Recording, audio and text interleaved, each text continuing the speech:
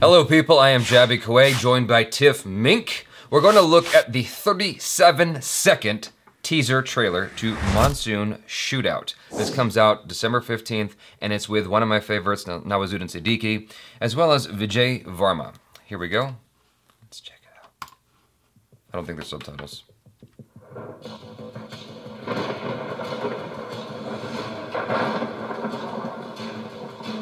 घनघोर तूफानी बारिश से खतरनाक क्या हो सकता है? बिन मौसम बरसात. I thought that was gonna be it for a second. Oh shit. Yeah.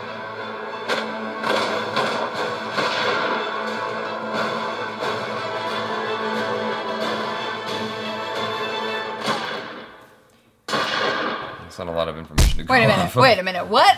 What did we just see? I don't know. Well, it's dramatic stuff, there's rain sequences, and Nawazuddin Siddiqui, so all the things I need for a movie.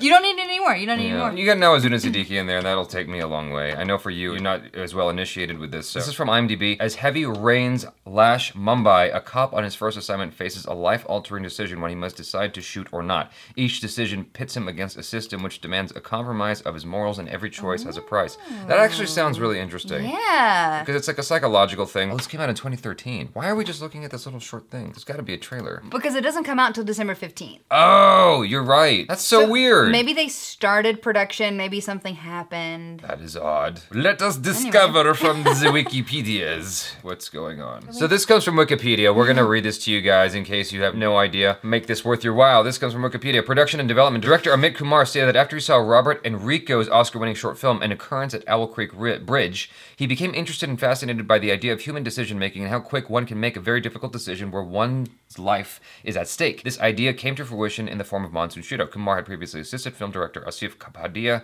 on his BAFTA-winning feature, The Warrior, where he met Trevor Ingman. Ingman decided to help seek finances, etc., etc. Early Cannes reception for the film has been positive, with many international critics taking a liking to the film's noir artistic detailing. Okay, I don't understand why it's taking so long. For some reason, it's taking forever to be distributed in theaters. I mean, that can happen for a million reasons, though. Sure. Right now, it's got a 6.3 on IMDb, but I am interested in this based on what its inspiration was, based on what it's trying to do. It's talking about decision making because that is a real thing. It's interesting to me as well, you know, especially dealing with Black Lives Matter over here. A lot of people get caught in the crossfire that were completely innocent. You have to wonder, like, what goes on in those snap decision-making moments. How does one decide to take someone's life in a moment, in the middle of a crime or whatever, what is perceived as a crime? There was a video I saw some time back. This cop pulled over a guy at a gas station and told him, "I want to see your license." It was a black guy. He's like, "Okay."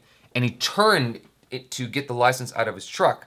And the cop said, "Put your hands up," and just started shooting. And and you see this guy get shot, and he falls to the ground. And he's like, "You shot me! Like, you shot me!" And he's like scared because he thinks he's gonna die. I felt so bad for the dude, and I just have to wonder what the hell went through the cop's mind at that moment. And for there to be a film that is exploring that kind of thing that lasts a split second, and I imagine that it'll be kind of inflated for the sake of drama. That's interesting. The whole plot is gonna build up to only make the decision harder to make. Yeah. You know, like maybe whoever this character is, maybe he knows him and that adds a different layer. Like, sure. Completely, I have no idea like what is actually gonna happen in this movie. You're right, like it's such a finite moment that you can never take back. Yes, exactly. And exploring that is, I don't know that we've ever really, I can't think of anything that I've seen or know about that kind of seems to really harness that kind of idea. It's just kind of amazing how 10 seconds can change your whole life. I think about that sometimes with myself. This is totally not the same level of drama.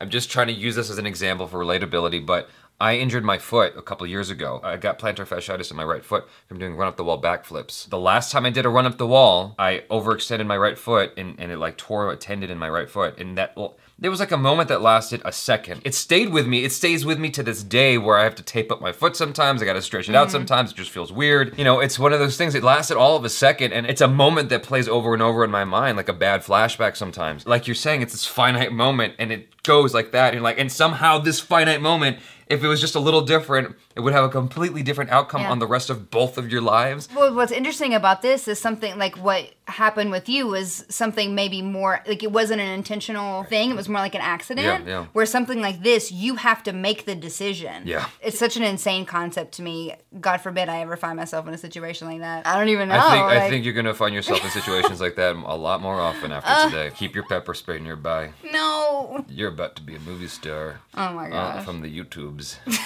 I do love that Wikipedia brought up a good thing. Like, it does feel very film noir. Like, I don't know why it's in a monsoon, but I'm kind of digging the vibe that you get from the movie because it's in a monsoon. Typically, I'm not into noir feeling movies, but this is a case where I'll make an exception because it's Nawazuddin Siddiqui. I wasn't so much into Jessica Jones because it was very noir, you know. So I bring up weird references. That means it's time to end the video. You guys, thanks so much for hanging out with us. Please check out Tiff Mink on the social media. Subscribe to her YouTube channel. She's got a lot of content for you guys to check out. Subscribe to this channel if you haven't already. Check out our other reactions, reviews, and short films. I'm Jaby Koay. This is Tiffany Mink. Peace out.